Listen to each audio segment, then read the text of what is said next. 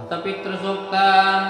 ॐ उदिताम् अपर उत्परास ॐ मध्यमः पितरः सौम्यासः असुम्यर्वृत्ता ऋतज्ञास्तेनोऽवन्तु पितरो हवेशो अङ्गिरसो नः पितरो नवक्वा अतर्वणो भृगवः सौम्यासः तेषां वयं सुमतो यज्ञानाम् अपि स्वत्रे सौमनस्य स्याम् येन पूर्वे पितरः सौम्यासो नुहिरे सोमपीठं वसिष्ठः तेभिर्यमः सरराणो हविष्य उषन्न उत्सद्भिः प्रतिकामम् अत्तु त्वं सोमप्रचकितो मनीषा त्वं रजिष्ठम् अनुनेषि पन्था तव प्रणीति पितरो न देवेशो रत्नम् अवजन्दः नीराः वयाहीनः पितरो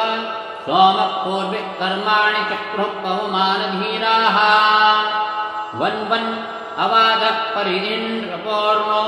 वीरेभिः अश्वैः मघवा भवानः त्वं सोमपितृभिः संविदानो द्यावा पृथिवी आततन्तः तस्मै इन्द्रो हविषा विदेम